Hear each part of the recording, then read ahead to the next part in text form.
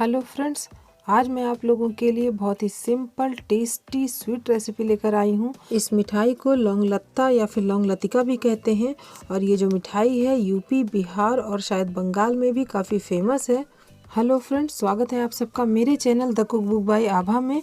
तो फिर चलिए वीडियो को शुरू करते हैं। वीडियो अगर पसंद आए तो इसे लाइक करें, शेयर करें और मेरे चैनल को सब्सक्राइब करें। इस रेसिपी के लिए सबसे पहले बड़े से मिक्सिंग बोल में मैंने यहाँ पर 2 कप मैदा ले लिया है और अब इस मैदे में हम थोड़ा सा मोयन डालेंगे। मोयन जो मैं इसमें डाल रही हूँ वो देसी घी का डाल रही हूँ, क्योंकि देसी घी से हमारा ये जो मिठाई है वो बहुत ही टेस्टी बनता है और क्रिस्प बनता है। घी को मैदे में हम अच्छे से मिक्स करेंगे और फिर मिक्स करके हम इस तरीके से अपने हाथों से लड्डू बनाएंगे, थोड़ा सा मैदा लेकर। और फिर ऐसे हम इस तरीके से, जैसा स्क्रीन पर दिख रहा है, थोड़ा सा उछाल कर देखेंगे। अगर ये फूट जाता है तो आप समझ लीजिए कि आपका मोयन कम है। तो अब मैं इसमें 1 टेबल स्पून देसी घी और डाल रही हूँ और फिर इसे हम अच्छे से मसल लेंगे। घी को हम मैदे में अच्छे से दोनों हाथों से मिक्स कर लेते हैं। इस स्टेप को आप बिल्कुल भी अवॉइड नहीं करिएगा। दोनों हाथों से अच्छे से आपको घी को मैदे में मिक्स करना है, नहीं तो हमारा ये जो डो है वो बहुत अच्छा नहीं बनता है। और मिक्स करने के बाद ही हमें अपना डो बनाना स्टार्ट करना है। और अब दोनों हाथों से मैंने घी को मिक्स कर लिया है, तो अब लड्डू बनाकर इसे हम फिर से उछाल कर देखेंगे। और अब ये टूट नहीं रहा है, तो इसका मतलब ये मोयन हमारा बिल्कुल परफेक्ट है। और अब इस थोड़ा थोड़ा पानी डालकर हम इसका एक डो रेडी कर लेंगे। इस मिठाई के लिए हमें वैसा ही डो लगाना है जैसा हम पूड़ी का आटा गूँथते हैं।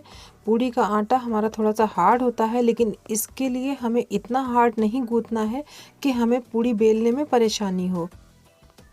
तो अब इस मिठाई के लिए मैंने डो रेडी कर लिया है, तो इसे हम 20 मिनट के लिए ढककर रख देंगे और तब तक हम इसकी स्टफिंग रेडी कर लेते हैं।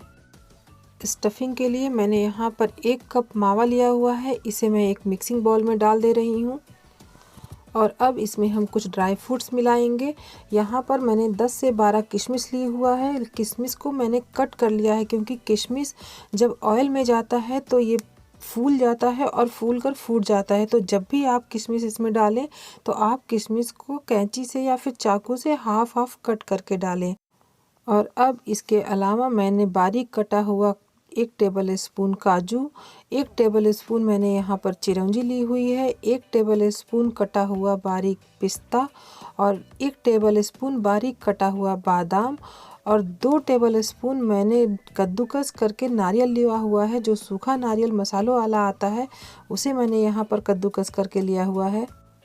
इस स्टफिंग में मैंने यहाँ पर चीनी या फिर भूरा नहीं मिलाया है, क्योंकि ये जो खोया या मावा मैंने लिया हुआ है इसको मैंने मिल्क पाउडर से बनाया हुआ है और ये ऑलरेडी बहुत मीठा होता है। अगर इस मावे की आपको रेसिपी चाहिए तो मैं डिस्क्रिप्शन बॉक्स में दे दूँगी, आप वहाँ से चेक कर लीजिएगा। और अब इन सारी चीज़ों को हम अच्छे से मिक्स कर लेंगे। इस स्टफिंग को हमें बहुत अच्छे से मिक्स कर लेना है, ताकि जो मावा है इसमें थोड़ा भी गांठें ना रह जाएं। और अब ये हमारी स्टफिंग रेडी हो गई है, तो मैं इसे ढक कर साइड में रख देती हूँ और तब तक हम चाशनी को बनाएंगे। चाशनी के लिए मैंने एक पैन ले लिया है, इसमें हम 1.5 कप चीनी डाल देते हैं। 1.5 कप चीनी 2 कप मैदे के लौंग लत्ते के लिए बिल्कुल परफेक्ट है। और अब चीनी के अलावा मैं यहाँ पर 1 कप पानी डाल रही हूँ और फिर चीनी और पानी डालने के बाद हम गैस की फ्लेम को ऑन कर देंगे और फिर थोड़ी देर तक, जब तक कि चीनी हमारी मेल्ट ना हो जाए, इसे हम मीडियम फ्लेम पर चलाएंगे। और जब ये चीनी अच्छे से मेल्ट हो जाएगी और इसमें थोड़ा सा बॉयल आने लगेगा, तब हम इस चाशनी की जो इम्प्योरिटीज़ है उसको क्लियर करेंगे। इसकी चाशनी को साफ़ करने के लिए मैं यहाँ पर 2 छोटा चम्मच दूध डाल दे रही हूँ। दूध डालने से चाशनी हमारी बिल्कुल साफ़ हो जाएगी। आप देख सकते हैं जैसे ही मैंने इसमें दूध डाला है, इसकी चाशनी की जो इतनी भी गंदगी है वो किनारों में और सेंटर पर वो इकट्ठा होने लगी है। तो अब हम इसे स्पैचुला से या फिर छन्नी से इसे निकाल लेंगे। तो अब चाशनी हमारी बिल्कुल साफ़ हो गई है। तो अब मैं इसमें केसर मिला रही हूँ। केसर को मैंने पहले ही 1 चम्मच पानी में 2 घंटा पहले इसे भिगा कर रख दिया था। 6 से 7 डंडी मैंने इस केसर की भिगा कर रखी थी ताकि ये अच्छे से पानी में इन्फ्यूज़ हो जाए। और अब इसे मैं चाशनी में डाल देती हूँ। इसके अलावा मैंने 2 हरी इलायची, जिसे मैंने इमाम दस्ते में कूट लिया हुआ था, इसे भी डाल देती हूँ। और अब हम चाशनी को स्लो फ्लेम पर तब तक पकाएंगे जब तक कि ये लगभग हमारी एक तार की चाशनी ना बन जाए। तो अब चाशनी हमारी काफ़ी गाढ़ी हो चुकी है। तो मैं आपको इसे चेक करके भी दिखा देती हूँ। इसे इस तरीके से हाथों पे लेना है और आप देख सकते हैं कि ये लगभग जैसे एक तार बनने को आ गई है। तो बस चाशनी को हमें इसी स्टेज तक पकाना था। और अब हम गैस की फ्लेम को ऑफ कर देंगे और फिर चाशनी को ढक कर रख देते हैं। और अब ये जो मैंने डो रेडी किया हुआ था ये भी लगभग सेट हो चुका है। तो अब बनाने से पहले इसे मैं एक बार फिर से थोड़ा सा 1 मिनट के लिए गूँथ लेते हैं। और फिर इसको गूँथ लेने के बाद इसे हम एक रोलिंग बोर्ड पर ले लेंगे। और अभी मैं इस डो के 2 टुकड़े कर लेती हूँ। एक टुकड़े को मैं अभी रख देती हूँ कवर करके। और फिर ये जो एक टुकड़ा है इसका हम छोटे छोटे पेड़े बनाएंगे। इसके मैंने एक छोटे नींबू के साइज़ के पेड़े बनाए हुए हैं। और अब इसे हम अपने दोनों हाथों में रोल करके इसको स्मूथ एकदम टिक्की जैसा बना लेते हैं। और इसके बाद इन सारे पेड़ों को हम एक साइड में रख देते हैं और फिर एक एक करके इसको हम बेल लेंगे। जिस तरीके से हम पूड़ी बेलते हैं उसी तरीके से पूड़ी की साइज़ में ही और पूड़ी की तरह ही इसे हमें बेलना है। कुछ अलग सा इसे हमें नहीं बनाना है। और अब पूड़ी जैसा बेल लेने के बाद इसमें हम स्टफिंग भरेंगे। मैं आपको दिखा देती हूँ कि ये कितना पतला है। मैंने थोड़ा सा पतला ही बेला है, बहुत ज़्यादा पतला ट्रांसपेरेंट नहीं है और ना ही ये मोटा है। और अब इसमें हम 2 छोटे चम्मच जो स्टफिंग मैंने रेडी करके रखी थी वो इसे डाल देते हैं। और फिर स्टफिंग को इसमें डालने के बाद सारी स्टफिंग को जो मैं एक साइड से सेंटर पे कर देती हूँ ताकि वो इधर उधर ना फैले। और अब एक साइड से इस पूड़ी के पार्ट को उठाकर हम स्टफिंग के ऊपर इस तरीके से रख देते हैं। और यहाँ पर मैंने 1 चम्मच मैदे में थोड़ा सा पानी डालकर एक पेस्ट बना लिया था इसे चिपकाने के लिए। इस पेस्ट को मैं एक साइड से इधर लगा दे रही हूँ और दूसरी साइड से उठाकर इसे इस तरीके से चिपका देंगे। और फिर से मैदे के पेस्ट को हम दोनों किनारों पर लगाएंगे और दोनों किनारों को उठाकर हम सेंटर पे इस तरीके से प्लेस करेंगे। इसे मैंने इस तरीके से कर दिया। और अब इस साइड से भी हम यहाँ पे जो जॉइंट आ रहा है इसके ऊपर इस तरीके से प्लेस कर देंगे और हल्के हाथों से इसे हल्का सा प्रेस करेंगे। और फिर प्रेस करने के बाद हम एक लौंग लेंगे और लौंग को हमें बिल्कुल सेंटर पर इसे इस तरीके से लगा देना है।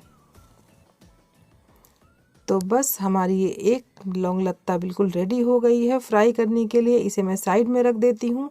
और इसी तरीके से हम अपने सारे लौंग लत्ता को रेडी कर लेंगे और फिर उसके बाद हम इसे फ्राई करने की तैयारी करेंगे।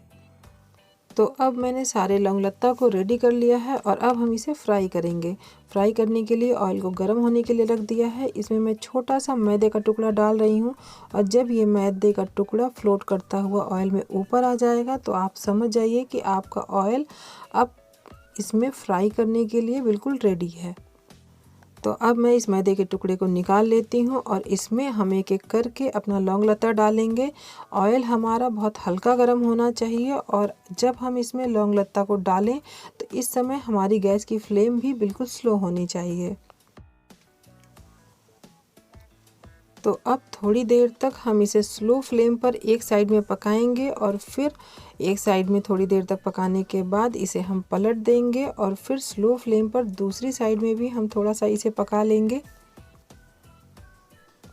एक साइड से ये हल्का सा पक गया है तो मैं इसे पलट दे रही हूँ और फिर पलटने के बाद 1 मिनट के बाद हम गैस की फ्लेम को मीडियम कर देंगे और फिर दोनों साइड से पलट कर इसे हम हल्का सा गोल्डन कलर आने तक फ्राई कर लेंगे। तो अब मीडियम फ्लेम पर ये जो लौंग लत्ता है मैंने इसे फ्राई कर लिया है। ये इसका कलर बहुत ही अच्छा आ गया है, गोल्डन कलर का। इसे अब हम एक स्ट्रेनर से निकाल लेंगे और फिर इसे स्ट्रेनर से निकालने के बाद इसे डायरेक्ट हमें चाशनी जो मैंने बना कर रखी हुई है इसे हम डाल देते हैं। अगर आपकी चाशनी थोड़ी सी ठंडी हो जाए तो आप इसे हल्का सा गुनगुना गर्म कर लीजिएगा। बिल्कुल ठंडी चाशनी में ये नहीं जाएगा, हल्का सा चाशनी इस समय गुनगुना होना चाहिए। और अब इस चाशनी को हम ऊपर से भी इस चम्मच से डाल दे रहे हैं। ऊपर से चाशनी को डालने के बाद इसे मैं थोड़ी देर बाद, कुछ ही सेकंड बाद इसे मैं पलट दे रही हूँ। और पलटने के बाद लगभग 10 से 15 सेकंड के बाद इसे हम एक प्लेट में निकाल लेंगे।